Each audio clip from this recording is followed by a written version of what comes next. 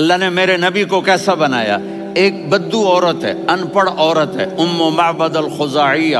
وہ میرے نبی کا حلیہ بتاتی ہے۔ وہ کہتی ہے اپنے خامد کو کہ ابو معبد، ایک شخص آیا تھا، مجھے یوں لگا جیسے 14ویں کا چاند کپڑے پہن کے زمین پہ اتر آیا ہو۔ سبحان اللہ، کیا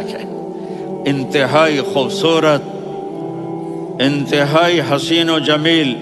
پیٹ نکلوا نہیں کہ بدصورت ہو جائے۔ کہا اتنا خوبصورت تھا کہ سر سے پاؤں تک حسن اس کا غلام تھا، خوبصورتی اس کی باندھی تھی،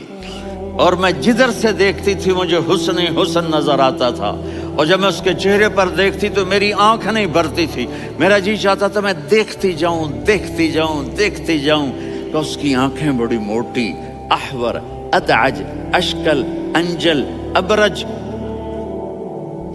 اہدب، یہ سب میرے نبی کی آنکھوں کی تعریف ہے۔ ان 5-6 الفاظ کا ایک مطلب ہے کہ اللہ نے کائنات میں ایسی حسین آنکھ کسی کی بنائی نہیں تھی۔ حسن و جمال آنکھوں میں، اور پلکیں بڑی لمبی، یہ عورتیں یہاں نکلی لگا لیتی ہیں نا لمبا لمبا کرنے کے لیے، تو میرے نبی کے قدرتی یہ بال لمبے تھے حسن کو بڑھانے کے لیے، داڑھی بڑی خوبصورت تھی، زبان میں آواز میں جادو تھا، آواز میں کشش تھی، آواز میں ایک ایسا دل کھنچتا تھا، گردن لمبی تھی، سر سے پاؤں تک حسن و جمال تھا، جب وہ بولتے تھے نور چھا جاتا تھا، جب وہ خاموش ہوتے تھے وقار چھا جاتا تھا، اور سوا البطن والصدر، سینہ اور پیٹ برابر، سبط القصب، سیدھا قد تھا، سیدھا قد، بالکل سیدھا قد، عریض المنکبین، چھاتی چوڑی تھی، طویل الزندین، بازو لمبے تھے، رحب الراحہ، یہ ہتھیلی بڑی چوڑی تھی، چوڑی ہتھیلی سخاوت کی نشانی ہوتی ہے، رحب مسیح القدمین، پاؤں اتنے نرم تھے لگتا تھا اس پر تیل لگا ہوا ہے اور پانی اس سے یوں نیچے چلا جاتا تھا، اور یمشی تکفین، کندھے جھکا کے چلتے تھے۔ اللہ،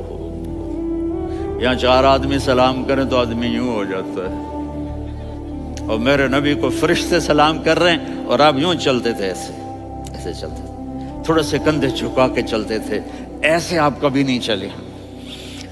جو دیکھنے میں ایسا حسین ہو اس سے پیار کیوں نہ کیا جائے؟ خاندان اونچا ہو تو آدمی اس کی قدر اور عظمت کرتا ہے۔ میرے نبی کا خاندان کیا ہے؟ میرے نبی نے فرمایا اللہ نے آدم کی ساری اولاد سے عرب کو چنا، عرب کی ساری اولاد سے مضر کو چنا، مضر کی ساری اولاد سے قریش کو چنا، قریش کی ساری اولاد سے ہاشم کو چنا، اور ہاشم کی ساری اولاد سے اللہ نے مجھے چنا۔ میں سب سے اعلیٰ خاندان کا ہوں، عالی نسب ہوں، میرے اللہ نے میرے 10 نام رکھے ہیں، میں محمد، میں احمد، میں ماہی، میں حاشر، میں عاقب، میں فاتح، میں ابو القاسم، میں طٰہٰ، میں یاسین۔ یہ جو مائیں بیٹھی ہیں